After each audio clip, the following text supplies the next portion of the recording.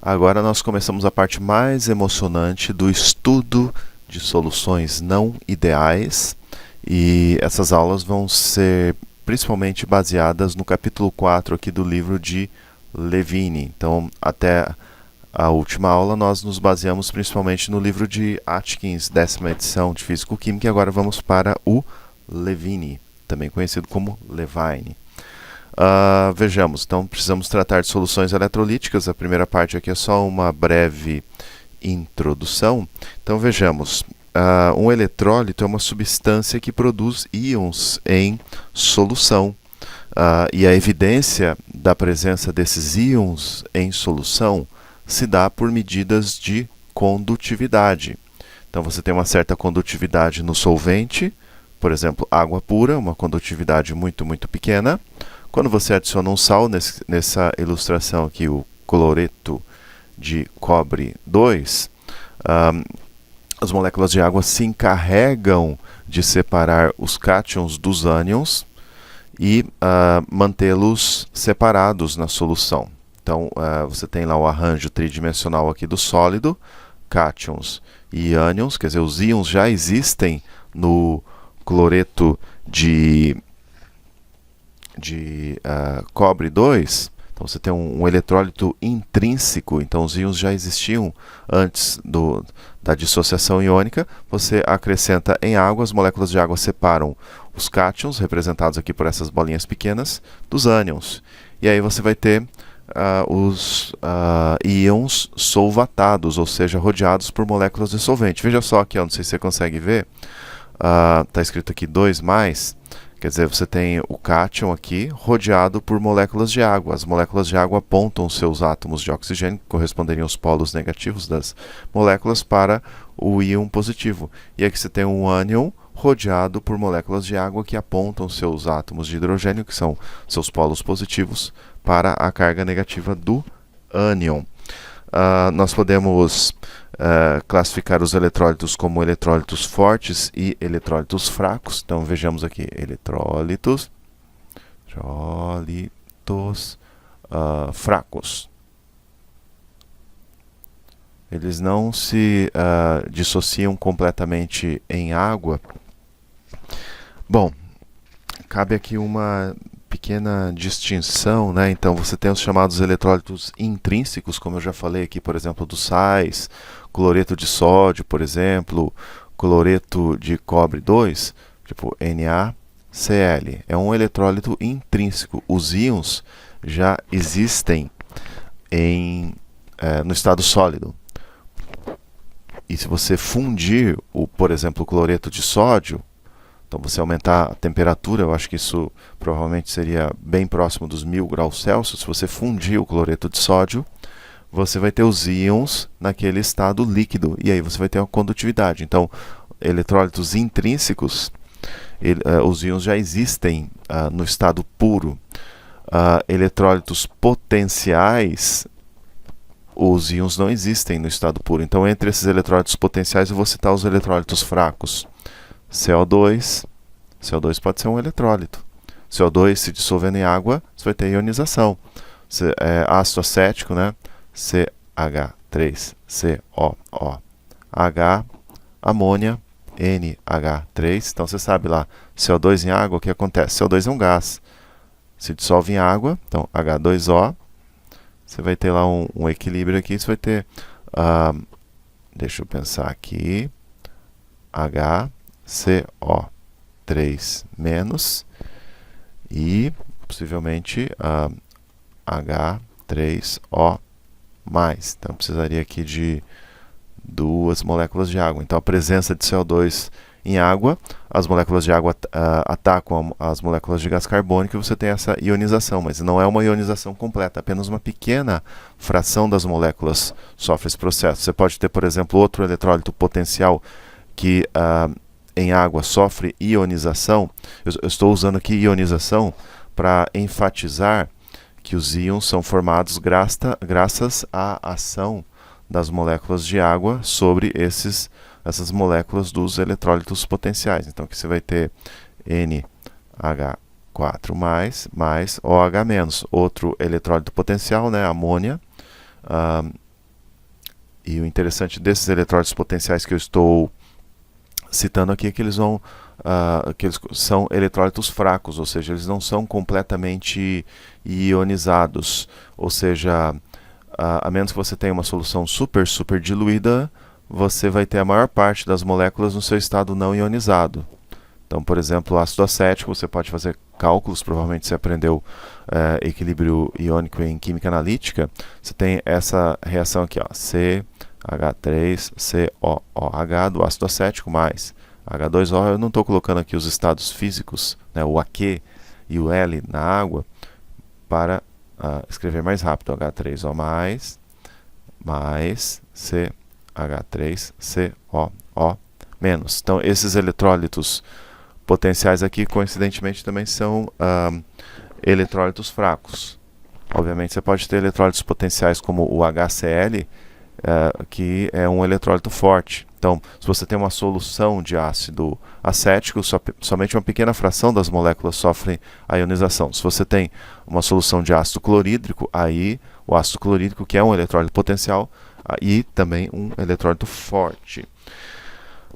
Vejamos o que nós temos. Regra geral, sais são eletrólitos intrínsecos. Os íons já existem em solução, e aí você dissolve os sais, como por exemplo o cloreto de sódio, esses íons se separam. Então você tem a dissociação iônica. É claro que existem exceções, especialmente para alguns sais dos metais de transição de alumínio, estanho, chumbo. Alguns sais desses elementos têm ligações predominantemente covalentes e não são eletrólitos intrínsecos. Então, um exemplo aqui desse caso aqui, um sal que não é um eletrólito intrínseco, é o HgCl2. Então, no estado sólido, pelas medidas físicas, você não tem os íons Hg2+ e cloreto no estado sólido. A ligação entre mercúrio e cloro é predominantemente covalente. Por outro lado, sais do tipo HgSO4, HgNO3 são sim eletrólitos intrínsecos, mas o HgCl2 não. Quando você dissolve HgCl2, a condutividade vai ser bem pequena, porque a ionização vai ser muito pequena. Devido às intensas forças de longo alcance entre os íons em solução, o emprego dos coeficientes de atividade ao se lidar com soluções de eletrólitos é essenciais, mesmo para soluções muito diluídas. Então, íons positivos e negativos ocorrem juntos em solução, e não podemos facilmente fazer observações sobre os íons positivos sozinhos para determinar a sua atividade. Assim, o desenvolvimento especial de coeficiente de atividade dos eletrólitos se faz necessário. Então, nós vamos mais tarde obter uma expressão do potencial químico de um eletrólito em solução em termos de grandezas experimentais mensuráveis. Por simplicidade, nós vamos considerar uma solução composta somente de um solvente, não um eletrólito, e um soluto que produz apenas dois íons. Então, os nossos solventes,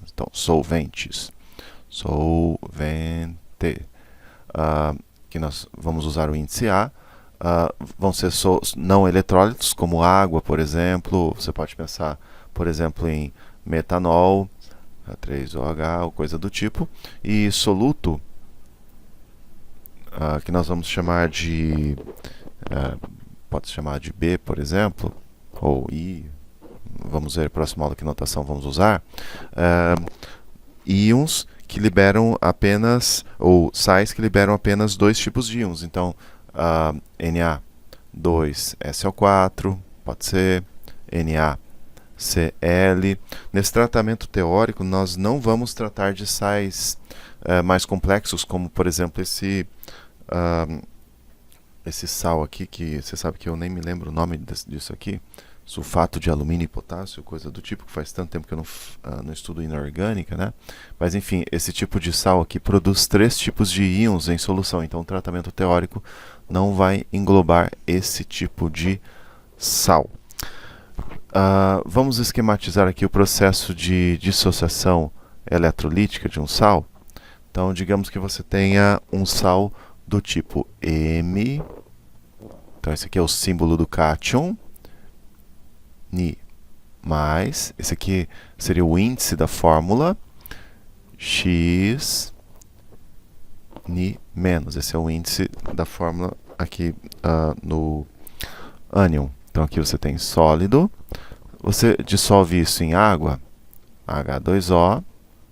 Então, você vai ter lá Ni mais cátions M, que tem uma carga Z+, mais Ni menos ânions X, que tem uma carga Z-. Então, vejamos alguns exemplos. Então, você tem aqui o nitrato de bário. Então, você tem lá BaNO3, 2. Vejamos quem é quem. Então, o M, nesse caso, é o bário.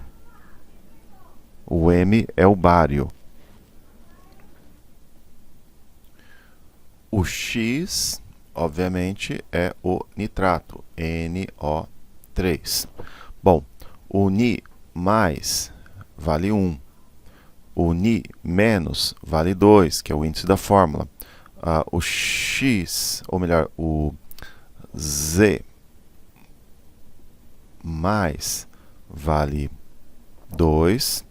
O Z menos vale menos 1. Vamos ver outro exemplo. Temos aqui BaSO4. Então, aqui o M é o bário. O X é o sulfato. Eu não estou colocando a carga porque eu estou usando essa notação aqui. Vejamos o que nós temos aqui. O Ni mais vale 1. O Ni menos vale 1, que corresponde aos índices da fórmula. O Z mais, carga do cátion, vale mais 2. O Z menos, carga do ânion, vale menos 2. Joia, né? Quando nós temos Z mais igual a 1 e o módulo de Z menos igual a 1, nós temos um eletrólito 1 para 1. Por exemplo, o NaCl é um eletrólito 1 para 1. O BaNO3, 2 é um eletrólito 2 para 1. Vejamos um outro exemplo aqui. O sulfato de bário, por exemplo. Vamos ver aqui. Ou melhor, o sulfato de sódio, Na2SO4, é um eletrólito 1 para 2. Então, esse 1 para 2, etc., tem a ver com a carga. E por último, se você tiver, por exemplo, um sal do tipo MgSO4, as cargas aqui são 2 mais e 2 menos. Então, você tem um eletrólito 2 para 2. Bom, próxima aula continuamos com esse assunto super impactante. Até lá.